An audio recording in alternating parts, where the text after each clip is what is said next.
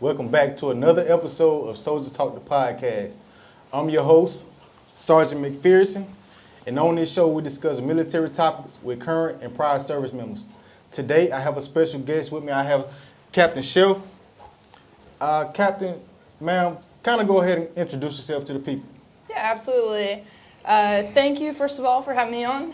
So my name is Captain Courtney Chelf. I am a Medical Service Corps officer. I've been in since July of 2016. I am a product of ROTC, so I came from the Seton Hall ROTC program, Go Pirates. And I've been here with 44th Med Brigade. This is actually my second time coming back to 44th Med Brigade. I've only been here now for about 3 weeks, but grew up as a young lieutenant in 44th Med Brigade with 261st MMB. Okay, so how long have you been in so far, ma'am? Yep, so I entered in July of 2016, so just over 5 years. I pinned captain last year in July, so I've been a captain for a little over a year, and then got to my first assignment in October of 2016, which was right down the street with 261st MMB. Yes, ma'am. So a lot of people, I want to first start off by where you originally from? Where you from? Okay, yeah, so I was born in Iowa, ended up moving to New Jersey when I was 8 years old, and then lived in New Jersey for, the entire time up through college. So claim New Jersey, claim Iowa a little bit, but East Coast. Okay, so I want to kind of go from like what encouraged you to join the Army? Like what was the process on what led you up to that decision? Okay, yeah.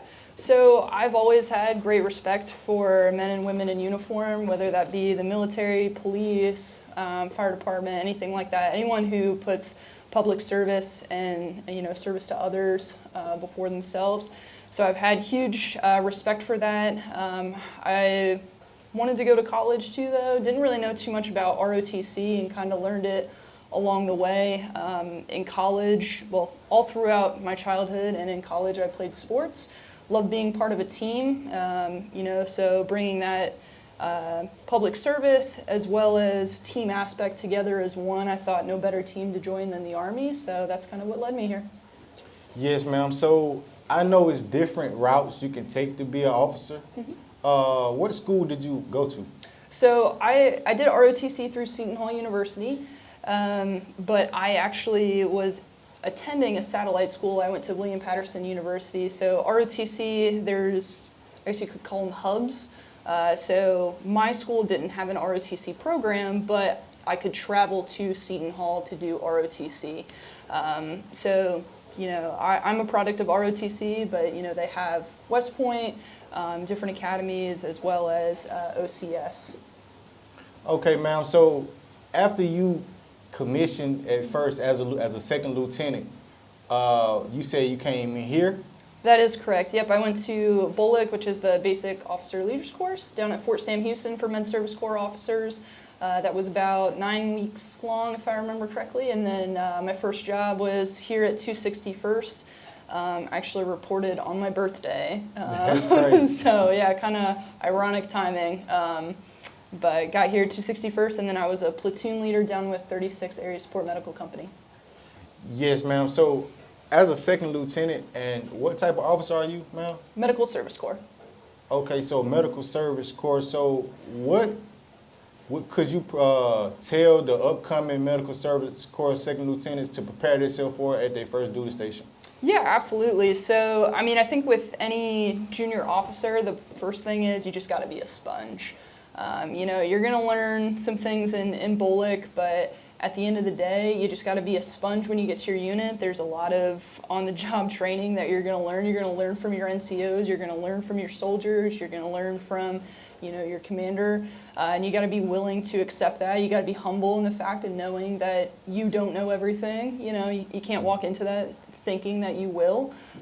So you gotta be humble about that. And then specifically for Med Service Corps, for us it's a little unique because we go to the same BOLIC as doctors, vets, physical therapists, all those providers, we're in the same bullet class. So a lot of those guys are direct commissionees. So they'll finish their med school or whatever schooling they're going to, and they'll go directly to bullock. So no ROTC training or anything like that. So a lot of our bullock is really catching them up to what we learned in ROTC. So unfortunately for Med Service Corps, we don't learn a lot at bullock.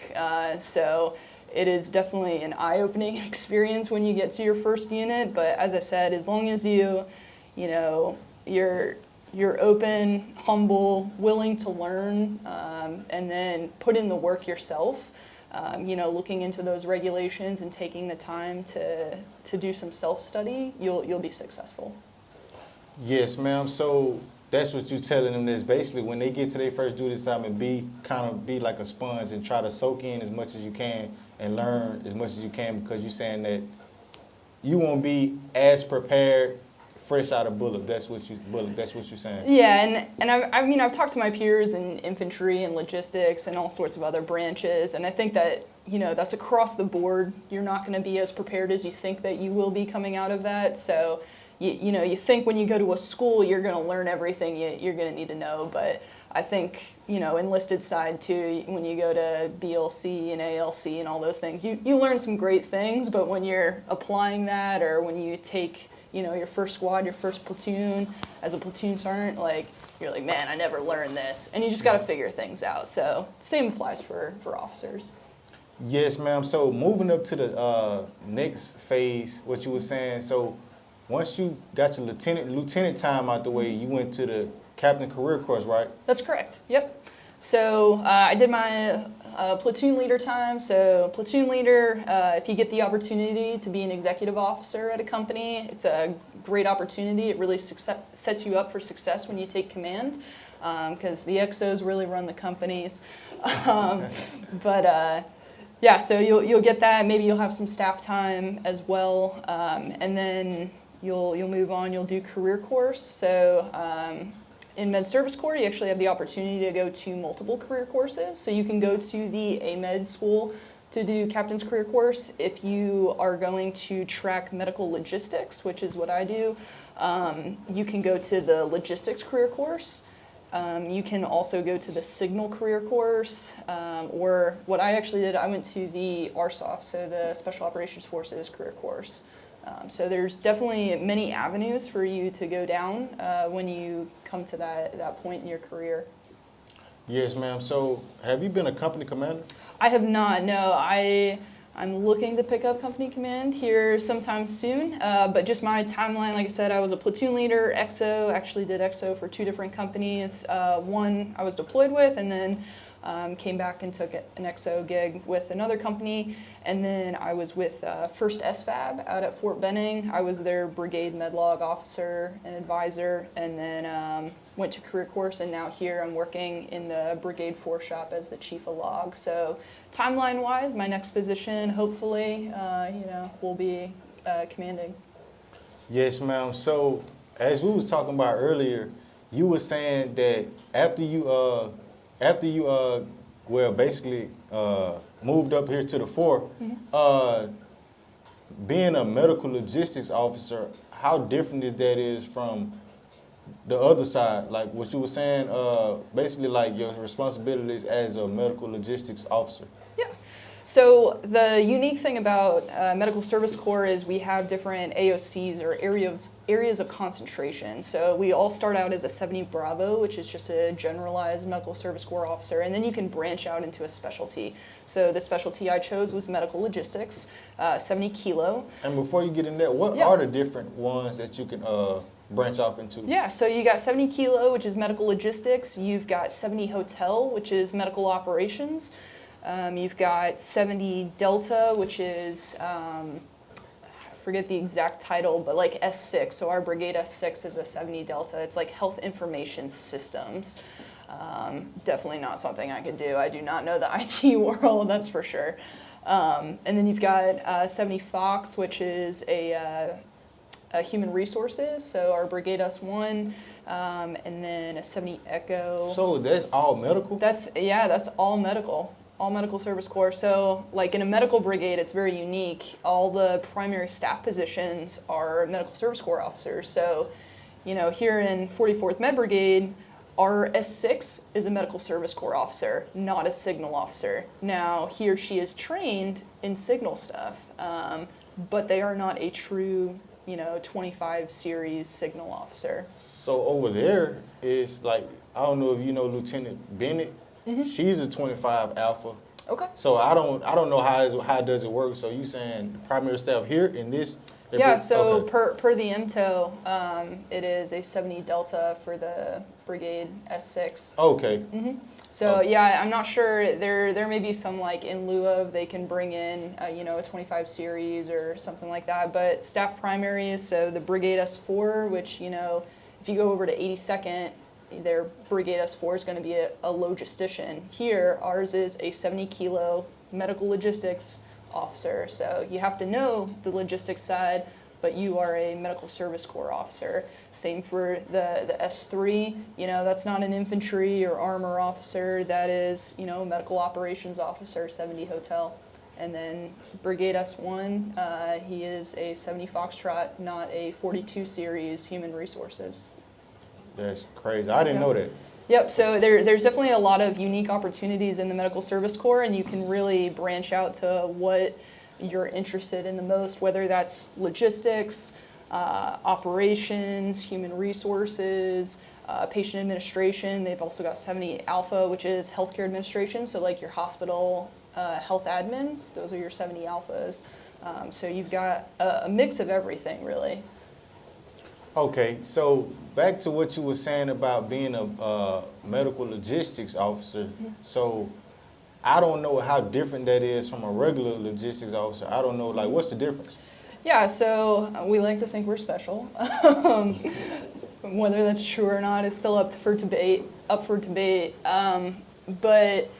the big thing is MedCom, they owned medical logistics for a while, so Class 8 just in general.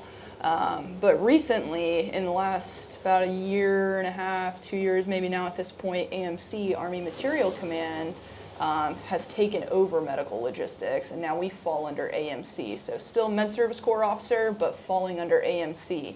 So, you know, we still go through our AMED BOLIC and different things like that, but as I said, we can go to the logistics career course if we want, and they are talking about maybe transitioning, so a 90 Alpha is a general logistics officer, so they're talking about maybe, you know, we aren't going to be medical service corps, we're going to be 90 Alpha logisticians and then have an identifier as medical logistics, because there is a ton of overlap, you know, like up in the Brigade 4 shop, even though we're medical logistics, we're still doing lateral transfers, PSDs, you know, pulling maintenance reports from G Army, all of that stuff that a traditional logistics officer would do.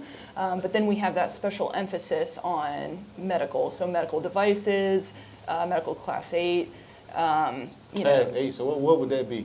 So Class 8, yeah, you're looking at general medical supplies. Okay. So you're looking at, you know, your anything from tourniquets to narcotics to cold chain labs, like anything like that. And that's what makes us really unique, is there is specialized handling and training for narcotics control, sensitive drug control, you know, just understanding that medical material is different than, you know, MREs or, you know, other, you know, Class 1, Class 2, different things like that.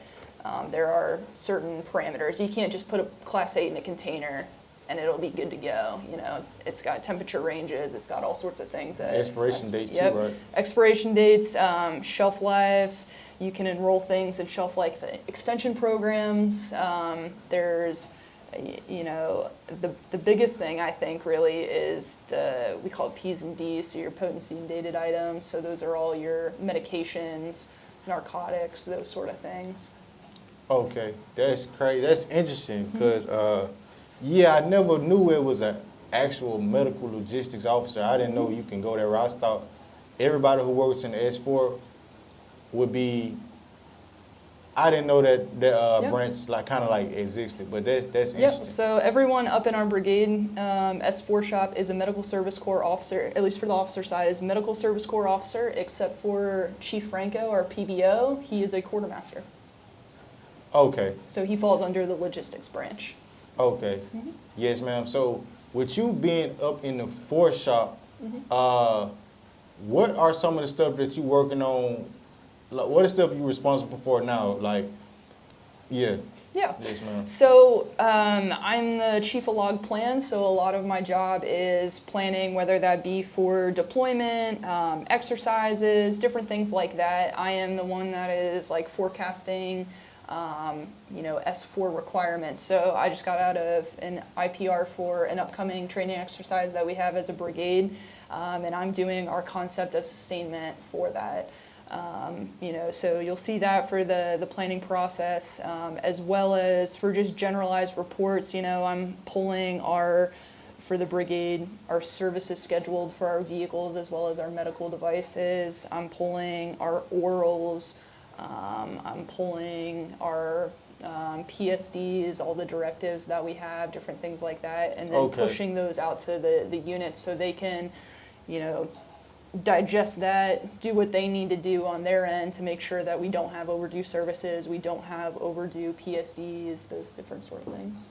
Okay, so you basically do the same thing a S4 OIC would do, but medical on the medical side, right? Yeah, so it's a lot overlaps. I would say the one thing that's unique about my job versus what you would see in like a BCT and S4.